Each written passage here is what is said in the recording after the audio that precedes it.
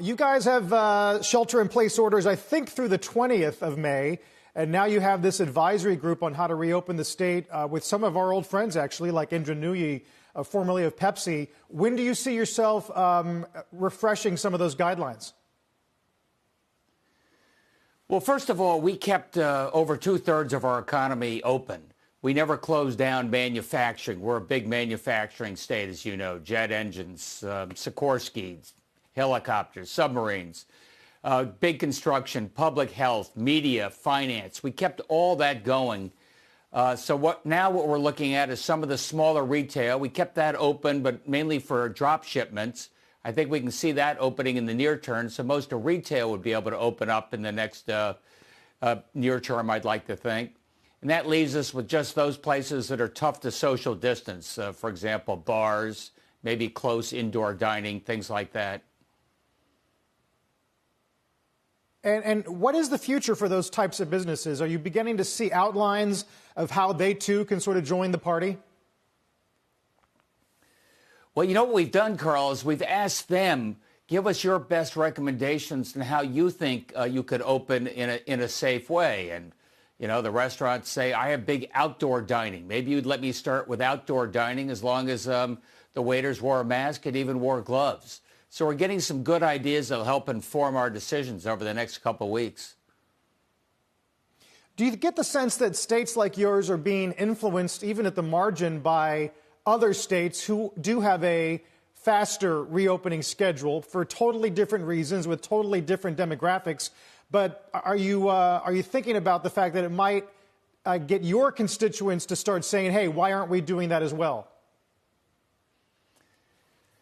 There's some that feel that way, but I got to say, I think the overwhelming majority in Connecticut say, I want to open up, but I only want to do it safely. I don't know how you can have a massage and do it social distance. I don't know how you can have a tattoo and with social distance. I don't want to risk things. I don't want to risk the chance that we're going to go backwards like I see happening in some Asian countries. So I think we have a broad consensus. We're on the right track, but there is a track to open the state. Governor Lamont, it's Sarah. Senate Leader Mitch McConnell recently said that fiscally strapped states should be allowed to go bankrupt. What kind of drop in tax collections are you expecting as a result of this pandemic? What's the financial status of Connecticut, and how would you respond to Mitch McConnell? I'd say, Senator McConnell, physician, heal thyself. Look at your home state of Kentucky. Look at the situation they're in. And before you sit around pitting red states against blue states. You know, here in Connecticut, yeah, we've had about a $450 million hit in revenue just this fiscal year. Because unlike other recessions, Sarah, where it's mainly the income tax that gets hit, in this recession it's the income tax as well as the sales tax. But we're relatively well positioned. I've got a $2.5 billion rainy day fund.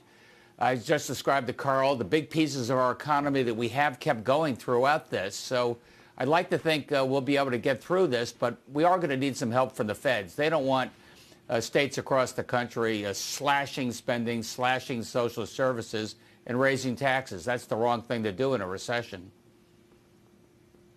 Yeah, Governor Lamont, it's David Faber. I think your budget director anticipated you could see $1.4 billion in lost revenue for your next fiscal year.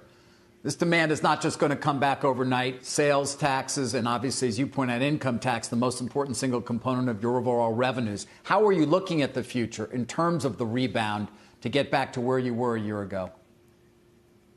Yeah, very cautiously is the answer to your question. I mean, I can open up restaurants. I can open up small retail. We can get that going. But what are the consumers going to say? They're going to be voting with their feet as well, aren't they? So it could be a while before you see our sales tax revenues get back to where they were. But that said, we're a state that's a little less dependent upon the service economy, a lot less dependent upon hospitality. So I think we do have some advantages in getting through this.